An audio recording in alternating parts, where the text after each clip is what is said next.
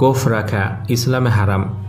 তাই আল্লাহ মুসলমানদেরকে যখন সৃষ্টি করলেন তখন বিনা গোঁফে কেন করলেন না?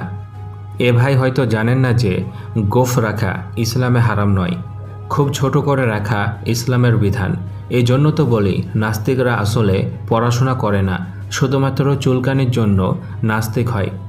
রসুল সাল্লাল্লাহু আলাইহি ওয়াসাল্লাম বলেছেন, মুশরিকদের থেকে ভিন্ন হও, দাড়ি রেখে দাও আর গোঁফ ছোট করো। তাই গোঁফ রাখা হারাম নয়, অতি বড় রাখা অপছন্দনীয় বা মাকরুহ।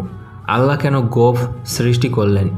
আল্লাহ মানুষকে নানান অঙ্গ প্রত্যঙ্গ ও বৈশিষ্ট্য দিয়ে সৃষ্টি করেছেন, যেমন চুল, নখ, দাঁত, দাড়ি, গোঁফ ইত্যাদি। এর মধ্যে কিছু সৌন্দর্যের জন্য, কিছু দেহের ভারসাম্য ও স্বাস্থ্যের জন্য, আবার কিছু মানব প্রজাতির আলাদা পরিচয়ের জন্য। গোঁফও এর মধ্যে একটি। এটি আল্লাহ তাআলার সৃষ্টির বৈচিত্র্য। তবে ইসলামের আদেশ হচ্ছে গোঁফ অতি বড় না করা, বরং ছোট রাখা। নিশ্চয় আল্লাহ চাইলে মানুষকে বিনা গোঁফেও সৃষ্টি করতে পারতেন, কিন্তু তিনি মানুষকে পূর্ণাঙ্গ রূপে সৃষ্টি করেছেন। তবে কিছু কিছু দেশের মানুষের গোঁফ হয় না। আর গবেষণায় দেখা গেছে একজন পুরুষ মানুষের জন্য বড় দাড়ি রাখা এবং ছোট গোঁফ রাখা সবচেয়ে সৌন্দর্যের বিষয়। তাই গোঁফও আল্লাহ তাআলার সৃষ্টির অংশ।